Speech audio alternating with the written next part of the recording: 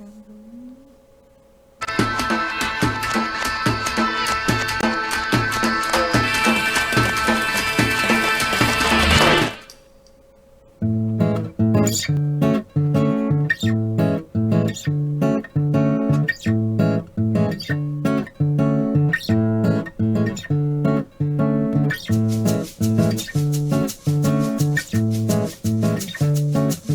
você, Rafael, em 2, 1, agora. Boa tarde, entrando no ar mais um Panorama Brasil, aqui ao vivo na Causa Operária TV. Estamos aí nesta terça-feira, 6 de abril de 2021, com as notícias da pandemia, da crise com a fome, da crise com a miséria, na região sul e na região norte, hoje com os companheiros Matheus Wetter, do lado de Santa Catarina, e Patrícia Paiva, falando do Acre. Vamos dar mais notícias na sequência, vou pedir para eles comentarem os temas de hoje, mas antes pedir para você curtir e compartilhar nosso link nas suas redes sociais, ficar ligado na nossa programação e se inscrever aqui na Causa Operária TV. Bom, começar pelos temas do Sul. Notícia destacada aqui na pauta: a ação de fascistas contra uma escola quilombola em Campos Novos, Santa Catarina. Matheus, o que aconteceu por lá? Boa tarde.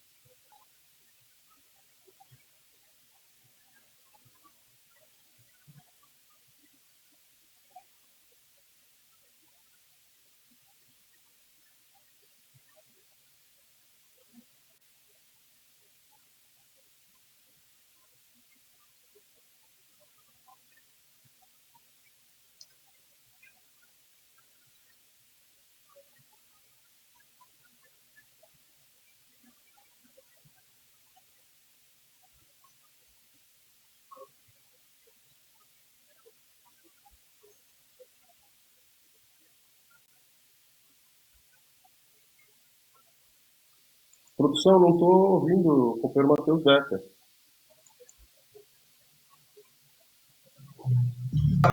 Será que eu não falei esse tempo todo? Queria confirmar com em ordem com o som. Estão me ouvindo agora? Agora sim. Bom, tivemos um problema aqui. Matheus, ação dos fascistas contra a escola quilombola em Campos Novos, Santa Catarina. O que aconteceu por aí? Então, o fato ocorreu no dia 1º de abril, né, início aí desse mês, e ele foi executado por pessoas que adentraram ao assentamento quilombola, né, com uma reta escavadeira, demoliram a escola e também estavam cercados de capa armada. Não se sabe ainda quem foram os autores desse crime. A escola fica situada aí no município de Campos Novos, no interior do estado, né? E se trata da Escola de Educação Básica José Faria Neto. Ela é uma escola de ensino fundamental e ensino básico, além de educação de jovens e adultos.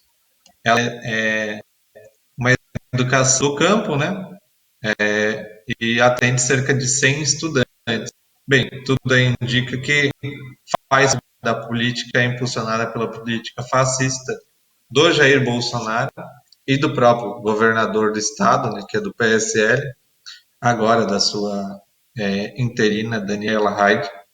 E a gente não só deve denunciar, como deve ajudar os companheiros a se organizar e enfrentar aí os quilombolas, os indígenas, estão sendo frequentemente atacados, né, pela política fascista do Jair Bolsonaro e de seus governadores.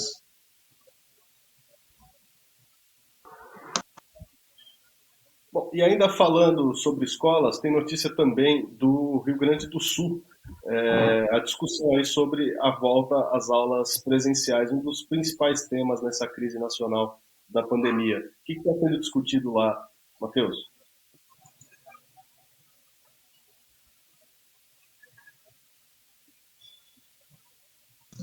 Então, destaquei essa matéria aí porque é interessante. É um colunista da Gaúcha, né? Ele fala que é necessário discutir as voltas às aulas presenciais.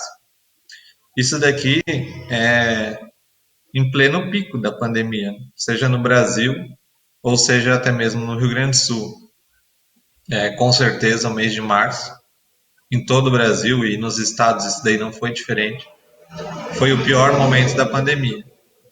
E a imprensa burguesa aí está com a campanha, né, de volta às aulas.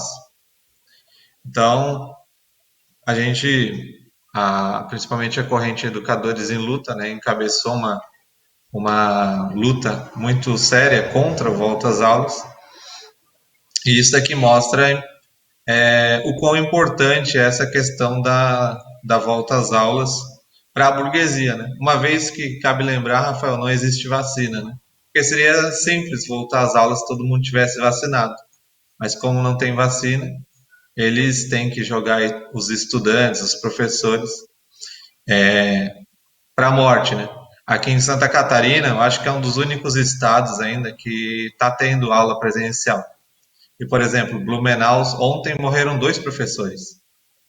Então, assim, é uma política genocida mesmo, é uma política de colocar os estudantes, os professores, para a morte. Né? É uma câmara de gás nazista aí.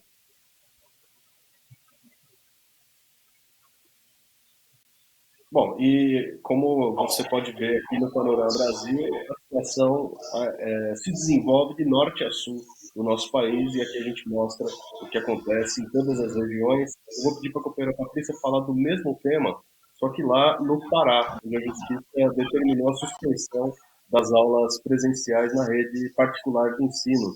Patrícia, o que mais está acontecendo por lá? Boa tarde. Boa tarde, Rafael. Boa tarde, Matheus. É a mesma situação que acontece aí no Sul, né? A necessidade, né, de se colocar, de se fazer girar a economia através das redes de ensino, né? Então, as redes particulares do Pará, elas estavam funcionando, voltaram a funcionar as aulas, né? Foi liberado, apesar de toda aquela lenga-lenga, eu diria, né, do lockdown, do falso lockdown, as escolas particulares estavam funcionando. Só que foi colocada uma ação civil pelo Sindicato dos Professores, o Simpro, né, do Pará, pedindo que os professores fossem incluídos no grupo prioritário de vacinação, assim como outros locais do Brasil, né? E aí a Justiça determinou, a partir desses processos, né, a Justiça do Trabalho determinou a suspensão das aulas, né, a partir agora no mês de abril, até o dia 4 de maio, com multas, enfim, para as redes de ensino que não cumprirem, né? Então, só está permitido as aulas online. Então, é uma pressão muito grande, né, que existe, um cabo de guerra, na verdade, né, pela volta às aulas, para que seja, por causa da perda, né, de, de circulação de dinheiro, né, porque é um prejuízo muito grande para a economia, para os setores que lidam, né, com a questão da educação e outros, né, correlacionados, né, transporte, refeição, material escolar e coisas, né. Então é de norte a sul isso. Agora, por hora, os professores conseguiram barrar, né, essa medida, né, essa necessidade, essa imposição de volta às aulas na justiça. Vamos ver quanto tempo vai durar, né. A gente sabe que é uma briga, um cabo de guerra. Vamos ver até onde vai. A depender da organização, é claro, né, dos professores e da pressão da sociedade sobre os governos, né. Bom, e justamente o tema relacionado à vacina, como o companheiro Matheus lembrou, volta às aulas só é possível com vacina, imunização, né, e ainda assim medidas de proteção. E no caso aqui, eu peço para a companheira comentar a situação do Acre, o estado em que você vive, em que você tem aí a aplicação, né, de 38% das doses que recebeu as doses que o Estado recebeu são, logicamente, uma ínfima parcela da população que deveria ser vacinada, e justamente ainda há, né, a relação aí com o que a gente comentou ontem no Panorama Brasil, do Distrito Federal, sobre o problema da xepa da vacina, quer dizer, o desperdício do pouco de vacina que foi recebido. E juntando a essa outra notícia, a falta de vacina levou a Prefeitura de Rio Branco a suspender a primeira dose para idosos. Quer dizer, começou a vacinação sem vacina suficiente, acabou a vacina e a Prefeitura suspendeu a vacinação dos idosos, dos primeiros da fila, e ainda por cima há desperdício. Quais são os números, quais são as informações, Patrícia? Então, são informações muito desencontradas, né, Rafael? Porque ao mesmo tempo que eles colocam que acabou a vacina, né, seria vacinar até os 61 anos. Ao mesmo tempo, aí avisaram que não tinha mais vacina. Mas, ao mesmo tempo, há uma denúncia, né, de que não foram aplicadas o total de vacinas recebidas. A gente sabe que metade das vacinas recebidas são destinadas à segunda dose, mas mesmo assim há um saldo de vacinas aí que não se sabe aonde estão, porque não haveria por que parar a vacinação, sendo que foi feito apenas 38% das doses, né, do que foi recebido. Então, as informações são muito desencontradas, uma hora eles falam que não tem vacina, outra hora sai uma notícia que o Ministério Público vai acionar pela lentidão da vacinação, a gente não sabe o que acontece por falta de transparência. Mas a realidade é que o estado do Acre é um dos que menos vacinaram no país, e não é em volume total de vacinas, porque em volume total é óbvio que seria menos, porque é um estado pequeno, né, não chega a 1 milhão de habitantes, o estado todo, mas proporcionalmente a gente vacinou apenas 5,56% da população com a primeira dose. Já a segunda dose, 1,39%, ou seja, está bem abaixo da média nacional, né, que é em torno de 9%. E essa xepa da vacina é uma coisa assim, muito mal explicada, porque o que acontece com o que sobra das vacinas, né? A informação é que sobram, né, dos frascos, né, que cada frasco tem 10 doses, e elas têm que ser utilizadas em até 8 horas. E essas doses, aí, então, eles têm uma lista, né, de pessoas que que estariam na espera dessas doses, né, nessa sobra que já está prevista.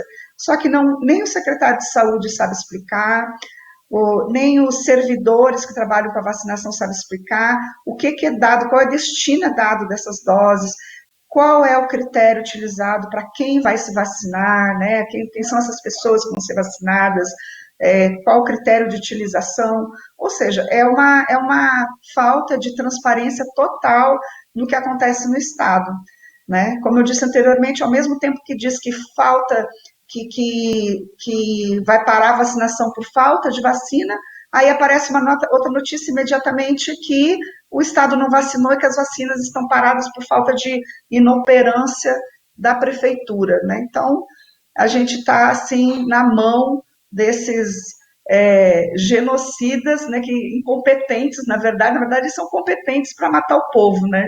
Mas em relação à administração pública, né, do que deve ser feito no gerenciamento, né, do sistema de saúde, é uma coisa absurda o que eles estão fazendo, né, não saberem conduzir e, com certeza, favorecendo os seus. Agora, existem, né, a questão de que outros grupos estão sendo incluídos na vacinação, segurança pública, todo mundo reivindicando vacina e sendo aprovado isso, seja por determinações governamentais, ou seja por determinações judiciais. Então, a gente não sabe o que vai acontecer, né? Quando que vai a população de fato ser vacinada, né? E a transparência é uma lenda.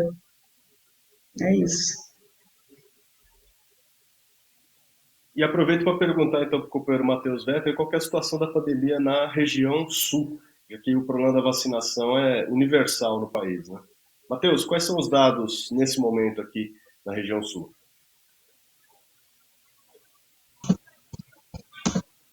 Vamos lá no balanço semanal. Começando pelo Rio Grande do Sul.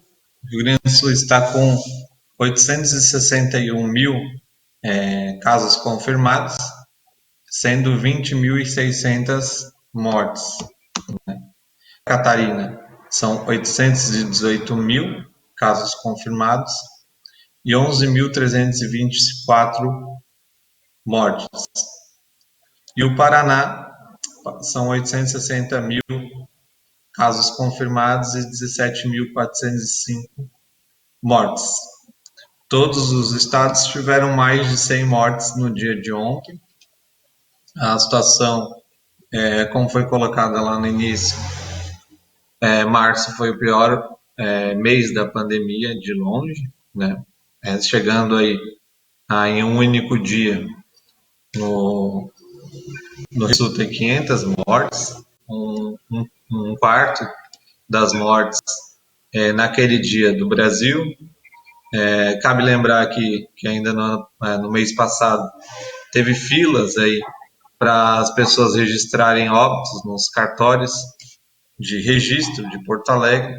Então a situação é uma situação bastante grave e principalmente o Rio Grande do Sul, que cabe ressaltar da ala científica, o PSDB, governador Eduardo Leite, enquanto o Rádio Júnior e o Moisés são da ala bolsonarista. Mas a situação, sendo científico ou sendo bolsonarista, é igual em todos os estados, uma situação bastante grave. E o Rio do Sul tem se destacado aí no que tange os números da pandemia e a gestão, né?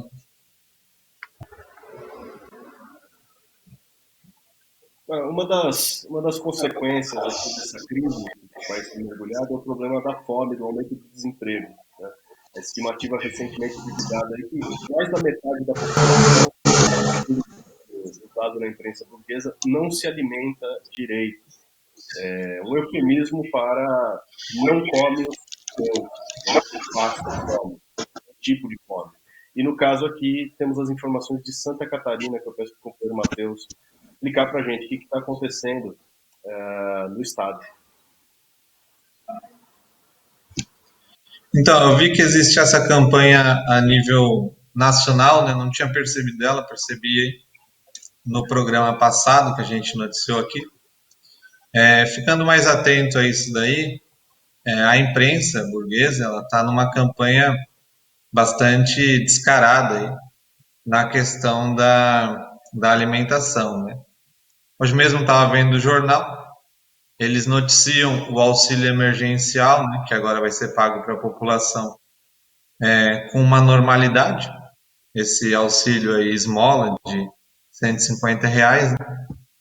E depois vem a matéria falando que as pessoas que forem se vacinar têm que levar alimento para ajudar na campanha e tal. E, inclusive, eles dão conta de que a doação de alimentos aí que as ONGs recebiam, né, ela abaixou muito, o que é lógico, as pessoas estão faltando alimento para todo mundo, né? Boa parte da população está aí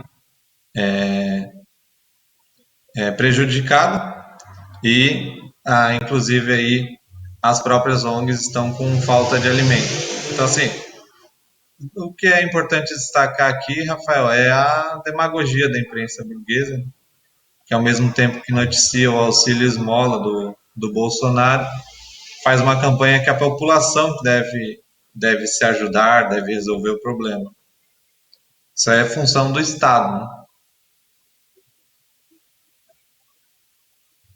Pois e menos ainda estão interessados os que controlam o aparelho do Estado por detrás dos bastidores. Eu mencionei hoje na coluna, aqui na Causa Operária TV, o papel dos militares, que foi destacado pelo vice-presidente Hamilton Mourão, general. E a gente vê aí a confirmação, né, do verdadeiro conluio dos governos golpistas, ditos científicos, né, governo da direita que deu o golpe em 2016, derrubou a ex-presidenta Dilma Rousseff pelo impeachment, e que hoje se apresentam, como oposição ao ditador fascista Bolsonaro, apoiado nos militares. Mas estão fazendo a mesma jogada, né, levando aí a uma situação de profunda crise. E a companheira Patrícia levantou para nós a pauta aqui, do governador Coronel Marcos Rocha, que, assim como o João Dória, governador de São Paulo, está aí entre os suspeitos de gastarem dinheiro na pandemia na eleição de 2020. Conta essa história para a gente, Patrícia, como é que é isso?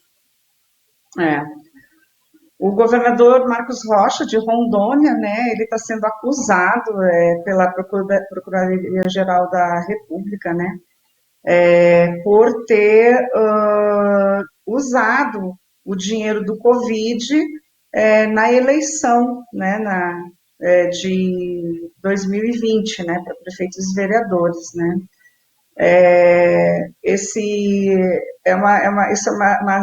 Está junto com outros governadores, como você bem falou, João Dória, Valdez, o próprio Eduardo Leite aí do Sul, né, e outros também do Nordeste também, vários governadores estão sendo suspeitos, né, dessas irregularidades, além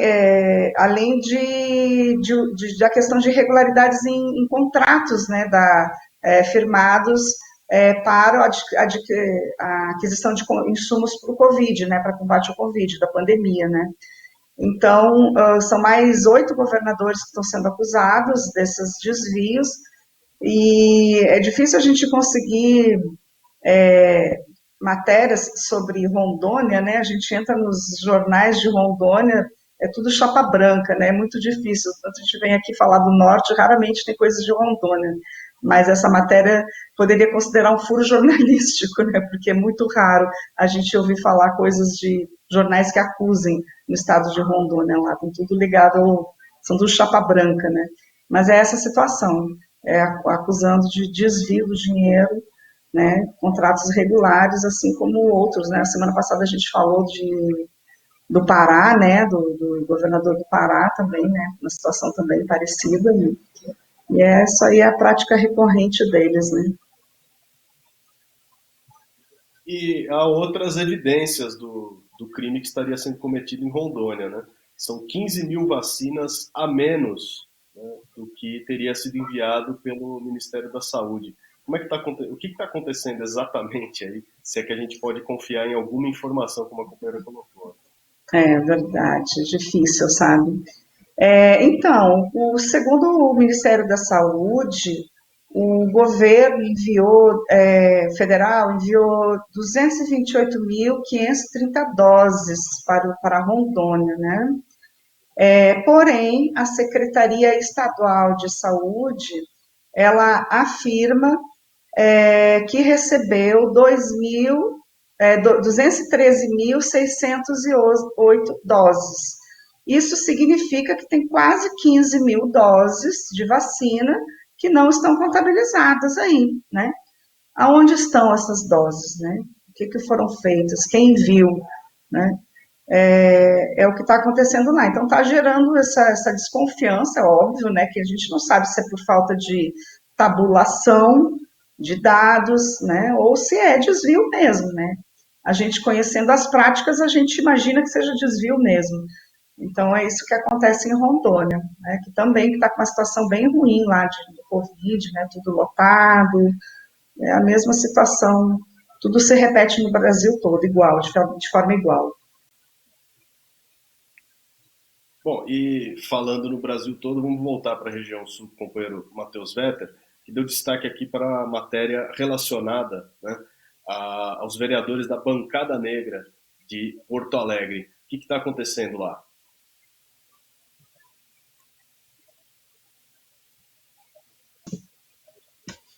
Bem, esse daí entraria aí se tivesse um quadro, né? Escatologia. entraria aí. Bem, a matéria dá conta que é o seguinte: aconteceu um episódio aí no programa de televisão Reality Show Big Brother Brasil, né, envolvendo um negro e o cantor sertanejo aí Rodolfo, onde o cantor sertanejo teria falado do cabelo do negro, né, do João Negro. E, como não poderia deixar de ser, a esquerda pequeno-burguesa, embora não esteja acontecendo nada, né, na situação política, eles são obrigados a se posicionar com essas questões extremamente relevantes aí da situação nacional que se refere ao reality show. Então eles se posicionaram e tudo mais, ao lado do João, lógico. E o que me fez destacar é assim, onde que esse pessoal vive, né? Você não vê eles denunciando absolutamente nada. A população negra simplesmente é a esmagadora maioria dos presos no Brasil.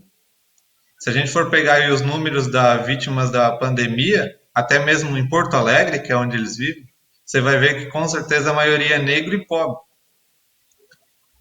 A gente fez um ato aí contra a ditadura militar no dia 31, você não viu ninguém dessa bancada negra.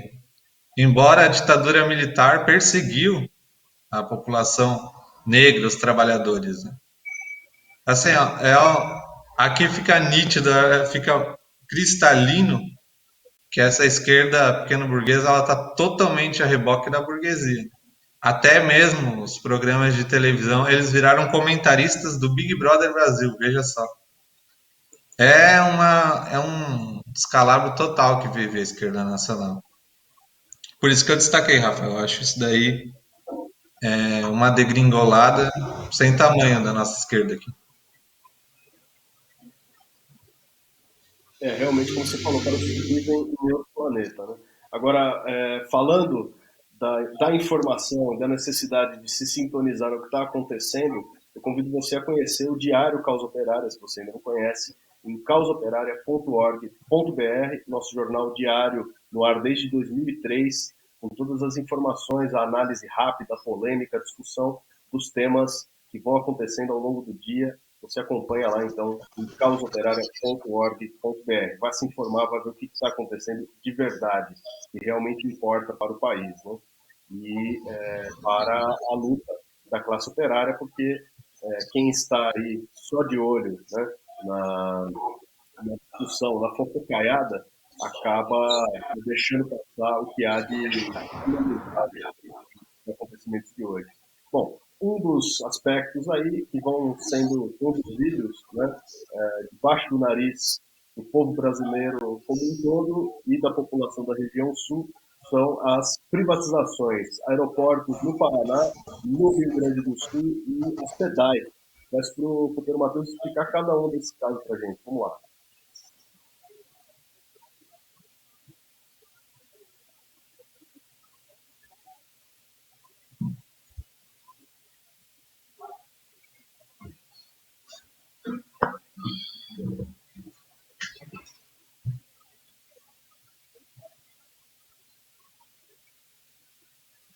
Parece que o companheiro Matheus está congelado aqui, tivemos um probleminha com a conexão dele. Se ele voltar, a gente chama novamente. Vamos voltar então para as notícias da região norte. Mais um destaque aqui, ainda em relação à pandemia, com o caso do Pará, em Belém, onde a taxa de letalidade é quase o dobro da média nacional. Mas ela ainda não entrou, né, no ranking das principais em número de mortes, apesar de ser apresentada aqui como a cidade, a sétima capital que mais vacinou em todo o país, né? Considerando que a vacinação é residual, né, um número que não é traço, não representa um contingente expressivo da população, a sétima capital que mais vacinou, né, no país que menos vacinou. Patrícia, mais informações. Então, essa informação, né, a partir da imprensa lá do estado do Pará, né, coloca que o Pará é a nona cidade mais afetada pela pandemia, né, em números de mortes provocadas pela doença, né. E não, em números absolutos, isso é relevante, porque a população do Pará, comparado, por exemplo, a população de outros estados maiores, né, mais populosos, né, estados da região sul, região sudeste, você dizer que ela é a nona cidade mais afetada é bastante relevante, né? O caso, tanto é que a média de óbitos lá no Pará é 4,16% em relação aos afetados, né? Enquanto que a média nacional é de 2,22%, é o dobro isso, né? Então, quando o prefeito vai, né, a público dizer que o Pará é a capital que mais vacinou no Brasil, muito bem, que bom, né? Inclusive, apesar que isso é muito pouco, né? Porque essas taxas de vacinação maior é quanto, né? A média nacional de vacinação é 9%, é quanto no Pará, né? Está superior à média nacional, é muito, mesmo que esteja, é muito pouco, né? Diante da população e o tempo que já se está vacinando, né? Então, é uma crise de gerenciamento, né? Porque, na verdade, é isso que eles estão fazendo, eles estão gerenciando, administrando a pandemia, né? Administrando a pandemia, para que as pessoas não fiquem no meio da rua, morram no meio da rua, quando que a gente sabe que a única saída é a vacinação, né? É um jogo de é um jogo de publicidade, né? Quando você diz que é a nona capital que mais vacinou, tem um objetivo político apenas, mas só que na prática reflete muito pouco em relação ao combate efetivo da pandemia, né? Que teria que ser muito superior ao que está sendo feito, né? Então, essa questão das mortes na região norte, ela é bastante relevante. Os dados estatísticos, eu não tenho agora aqui os números para colocar, mas eles na região norte e nordeste, o índice de mortes é muito superior ao restante das regiões do país, né? Refletindo a pobreza, né? Como o Matheus colocou, né? Os negros, as pessoas das periferias, né? São as mais afetadas, e o norte do país, a pobreza é muito grande, né? O índice de desenvolvimento é muito pequeno, né? Então, isso é um reflexo das situações sanitárias, das situações econômicas, e os governadores ficam fazendo essa publicidade aí, tentando se promover, né, com números que na realidade significam muito pouco, né? São insignificantes para que façam, que tenham de fato algum resultado sobre o combate da pandemia. Ok. Bom, voltando para a região sul, com a notícia da privatização dos aeroportos no Paraná, no Rio Grande do Sul e também a privatização da SEDAI. Peço para o companheiro Matheus comentar esses temas para a gente encerrar.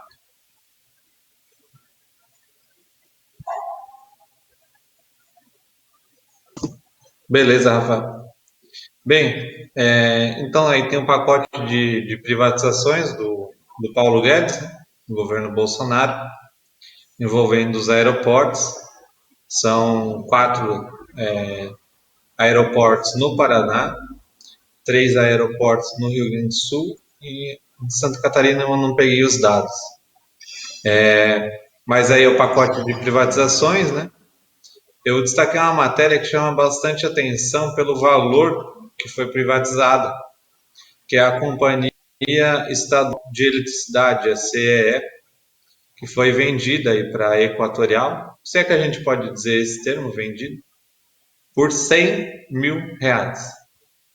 Quando eu ouvi isso daí, eu até pensei, não, devo estar ouvindo errado, né? R$ 100.000, sei lá. Qualquer um vende a casa e compra a Companhia Estadual de Eletricidade do Rio Grande do Sul. Mas é isso mesmo, companheiros. Ela foi vendida para a Equatorial por R$ 100.000. O lance mínimo, inclusive, era de R$ 50.000. E a Equatorial foi a única concorrente. A gente sabe também como é feito aí esses leilões, né? Há uma série de cláusulas para que só aquela empresa possa participar, muitas vezes. Aconteceu isso em Blumenau. Só falta eles colocar assim que para participar o nome precisa ser Equatorial, senão ninguém pode participar. Mas é um escárnio, né? É cuspir na cara da população isso daí. 100 mil reais. A alegação, lógico, sempre a alegação. Ela está endividada em 7 bilhões de reais. Mas aí a gente sabe, a Equatorial compra, aí eles fazem essas dívidas cair aí para 10% do valor e entregaram de graça aí toda a infraestrutura da eletricidade do Rio Grande do Sul, né? Um estado bastante importante da federação, deram de presente aí para uma empresa estrangeira, cabe ressaltar. Então, basicamente hoje o Brasil é controlado pelos estrangeiros, né? Os serviços públicos, a infraestrutura do país está toda ateada aí à privatização. Bom, eu agradeço então aos companheiros Matheus e Patrícia pelos comentários, as notícias da edição de hoje. Nosso Panorama Brasil vai ficando por aqui. Você continua ligado na Causa Operária TV. Amanhã a gente volta a partir do meio-dia 15. Até lá.